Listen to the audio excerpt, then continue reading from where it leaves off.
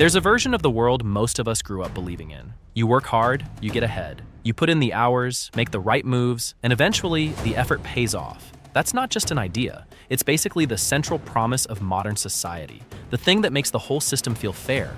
But here's the problem. That promise has been quietly expiring for decades. And the data on this is so consistent, so replicated across so many countries and time periods, that at some point you have to stop calling it a coincidence and start calling it a pattern. Old money is winning, not because the people who have it are working harder, not because they're smarter or more disciplined, but because the system that was supposed to create a level playing field has been slowly, methodically tilted in their favor. And most people have no idea how far the tilt actually goes. We're going to look at the numbers today, the real ones. And by the end of this video, you're going to understand why your salary and your hustle are playing a completely different game than inherited wealth. A game with different rules, different tax rates, and a very different finish line. Let's start with the most basic question. How does old money actually stay old?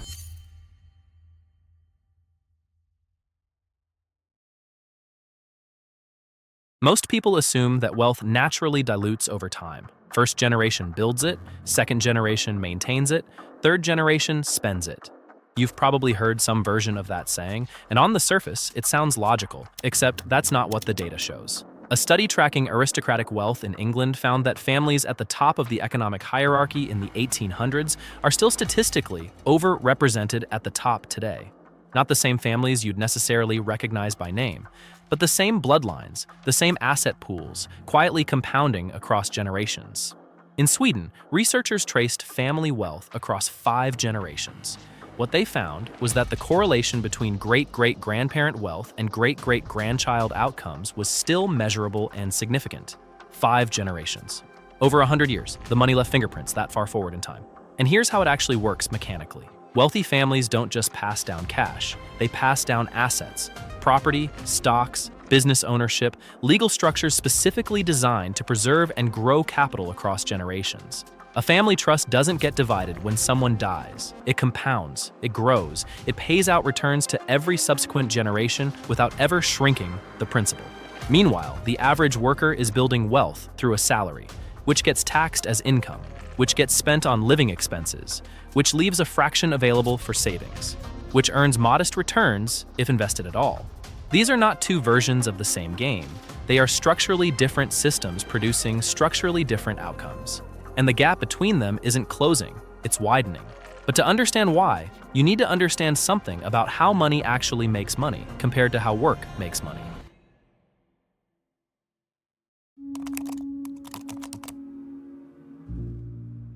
In 2013, an economist named Thomas Piketty published a book that made a very simple but deeply uncomfortable argument. The rate of return on capital, meaning the return you get from owning assets like property and stocks, has historically outpaced economic growth by a significant margin. What that means in plain English is that money grows faster than wages. Almost always. Almost everywhere. If the economy grows at 2% a year and your investment portfolio grows at 5% a year, the gap between people who own assets and people who sell their time for a living compounds every single year. Quietly, automatically, without anyone doing anything particularly clever or dishonest. You don't need to be smarter than the person earning a salary. You just need to already have capital working for you. And this isn't theoretical. In the United States, the top 1% of households own roughly 30% of all wealth. The top 10% own close to 70%. The bottom 50% of Americans own about 2.5% of the country's total wealth between them. These numbers have been moving in one direction for 40 years. Now add the tax dimension, and it gets even more lopsided. In most developed countries, income from work, your salary, your wages, is taxed at a higher effective rate than income from capital gains, meaning returns on investments. In the United States, long-term capital gains are taxed at a maximum of 20%. The top income tax rate on wages is 37%. So the person inheriting a portfolio and living off its returns pays a lower tax rate than the person working a high-paying job to build their own wealth from scratch. The system isn't broken. It's working exactly as designed. The question is who it was designed for.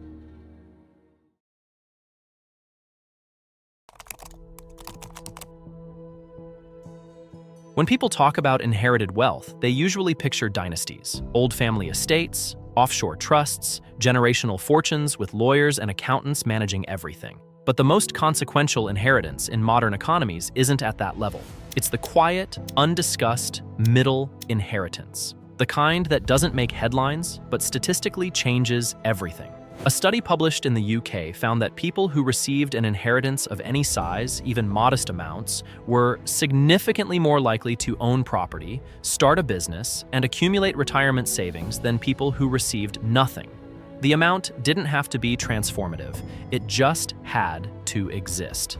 Getting a $50,000 or pound inheritance in your late 20s doesn't just mean you have $50,000 more dollars. It means you can make your first property purchase earlier, which means you start building equity earlier. Which means by the time you're 50, you've had 20 more years of asset appreciation working in your favor. Or it means you can start a business without taking on crippling personal debt, which changes your risk tolerance, which changes the decisions you make, which changes your outcome. The person who starts from zero doesn't lose because they're less capable. They lose because every setback costs them more. Every risk is higher stakes. Every mistake takes longer to recover from. And while they're recovering, the person who got the head start is still compounding. This is the inheritance gap in its most common form. Not dynastic wealth, just the quiet, structural advantage of not starting from zero.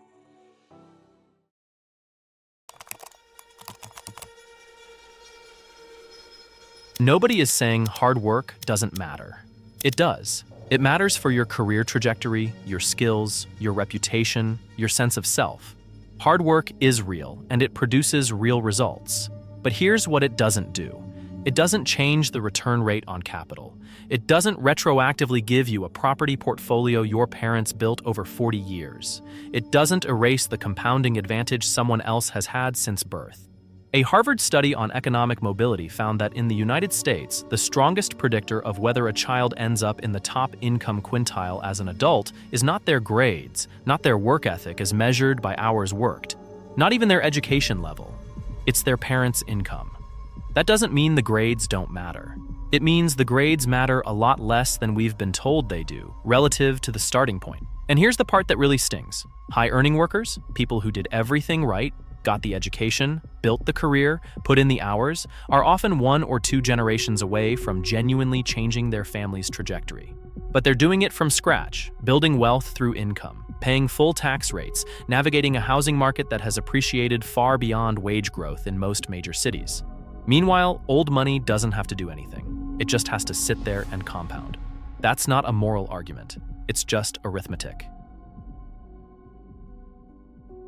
So where does that leave you? If you grew up without inherited wealth, this video probably confirmed something you already felt but couldn't quite put into numbers. The game felt harder than it should, and it was. The data says so.